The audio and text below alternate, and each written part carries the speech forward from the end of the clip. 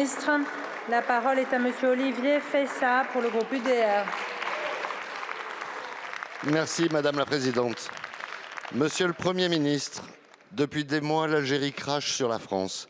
Après avoir enfermé Boualem Sansal, après avoir engagé des influenceurs pour semer le chaos, après avoir renvoyé ses agents de haine à la France après leur expulsion, l'État voyou algérien a encore renvoyé ces dernières heures un Algérien sous OQTF expulsé par la France. La dictature algérienne et son président insultent désormais les responsables politiques Éric Ciotti, Marine Le Pen et Jordan Bardella. Jusqu'à quand cette humiliation va-t-elle durer? Jusqu'à quand? Ces personnalités reçoivent quotidiennement des menaces des réseaux algériens, notamment des menaces de mort. Chaque semaine, nous vous interrogeons sur les mesures prises contre la voyoucratie algérienne. La France doit prendre son indépendance du diktat moral de l'Algérie. Même le ministre de l'Intérieur est menacé par le dictateur algérien. Combien de temps allez-vous baisser la tête? Allons-nous baisser la tête? Jusqu'où accepterez-vous l'ingérence d'une dictature qui oublie ce qu'elle doit à la France? Réseaux routiers, irrigation, voies ferrées, ponts, écoles, hôpitaux et ports marchands. La France est-elle endettée envers l'Algérie au point de devoir s'offrir comme un buffet à volonté dans lequel un État qui n'a que mépris pour notre pays peut se servir ou cracher quand bon lui semble? Le divorce est consommé depuis plus de 60 ans. Mettons fin à la pension mémorielle des accords de 68.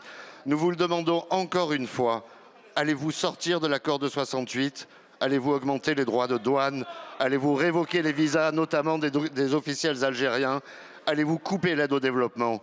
Boualem Sansal est toujours prisonnier. L'Algérie continue chaque jour d'insulter la France. Les ministères de la parole ne suffisent plus. Agissez.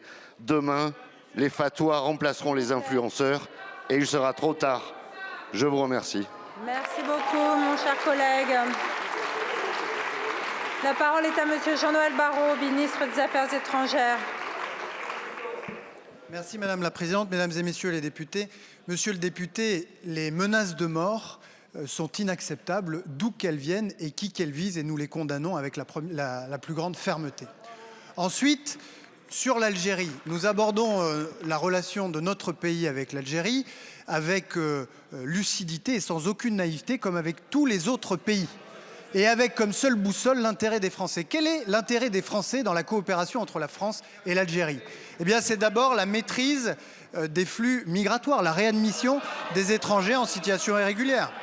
C'est ensuite la coopération économique pour nos entreprises et pour les leurs.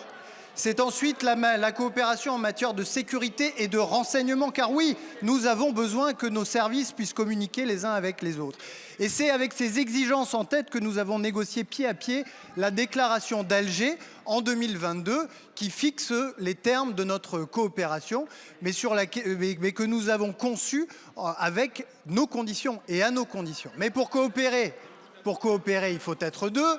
Les déclarations que vous avez rappelées, la détention sans fondement de notre compatriote Boualem Sansal, le refus de réadmettre des Algériens qui avaient été expulsés, tout ça clairement n'est pas acceptable et est contraire à l'esprit de cette déclaration d'Alger de 2022.